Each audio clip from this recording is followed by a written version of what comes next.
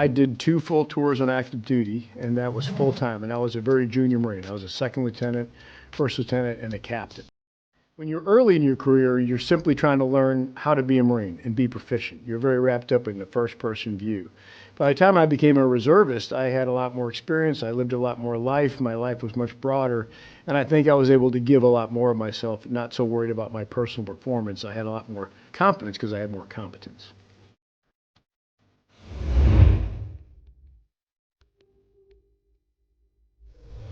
Yeah, I think leadership lessons from a hindsight of 30 years, 30 plus years looking at it.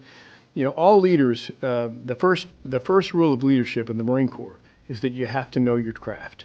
The Marines demand that you know what you're doing, that you have the skills to lead them. And then over time, you have to be willing to fail in public. And you got to be comfortable with that. And that's how you learn.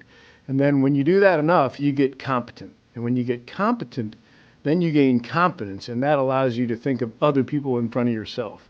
You can truly think about the welfare of your Marines, but you can't get a shortcut to get there. You got to know your job.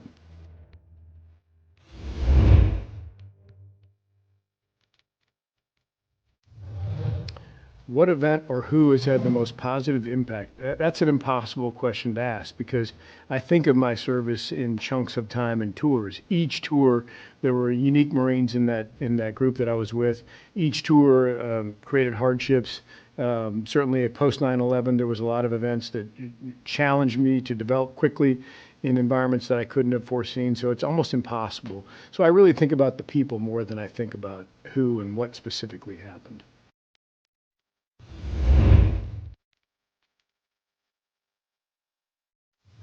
The greatest lesson, I would say, it is that opportunity comes and advantage is gained, and it comes from people that doesn't matter what rank they are, doesn't matter what billet they are, what MOS they are. If you've got good, competent Marines around you and things are going sideways, and they trust you, then the answer will come, and it's up to the leader to take advantage of that. But you have to create a culture where the answers come to you, and then you've got to be bold and act on them.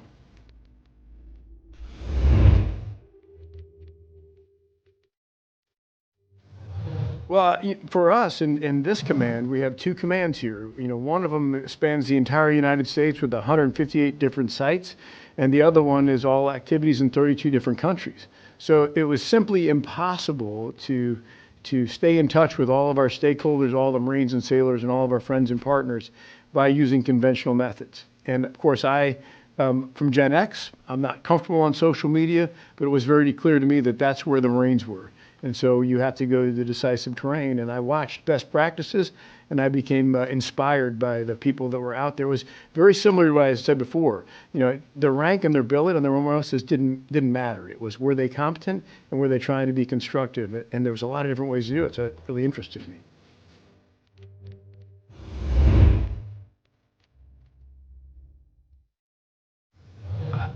What I look forward to the most, what I enjoy the most, is seeing young talent rise. You know, the job of the leader is to set the conditions for talent to thrive. And so what I'm trying to find is the next chapter in my life where I can continue to help people reach their potential and probably reach beyond what they believe is their potential.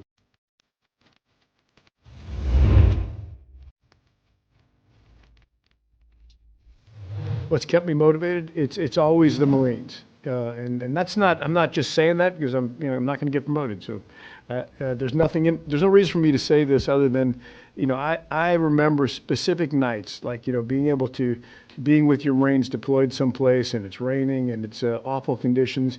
And you can tell who they are by the silhouette of the way they wear their gear at night and the fact that they just keep doing their jobs. And over time, watching young Marines ascend and to reach a level of confidence and leadership that they didn't know had in them, that they had in them. And you get to watch that over and over, and that's been the best part of my career.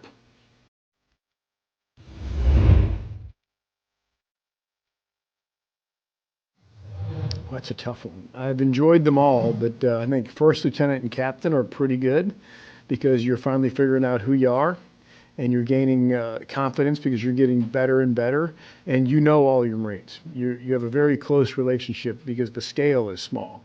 But being a battalion commander in Iraq was great because I had a great battalion. Every rank has been good, but if I really think back on it, I'd say first lieutenant captain.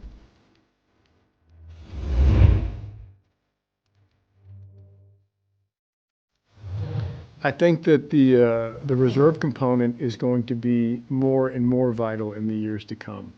When the blended retirement system fully hits, I think that Marines are going to be just as likely to get out at year 14 as they are at year 4. That's a big change.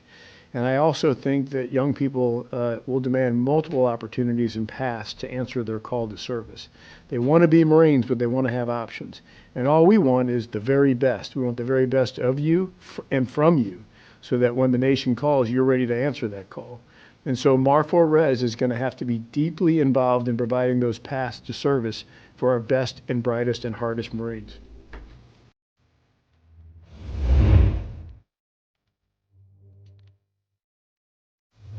I would say not just Reserve Marines, because MARFORRES is made up of every type of Marine. Active duty Marines, AR Marines, Active Reserve, and then Select Marine Corps Reserve and individual augments. So my advice is, if you still have the call to service in you, as you go through the hard parts of your life where life starts getting complicated into your senior 20s and your 30s, and you begin to think that you can't do both. You can't both be a Marine and meet all of life's challenges. They get more and more complicated as you get older. I would say you're looking at somebody who's telling you that yes, you can. Answer your call to service and struggle to remain a Marine. And what that'll do is it'll compel you to be a better version of yourself than you would be on your own. And when crisis strikes, you will thank God that you're still a United States Marine.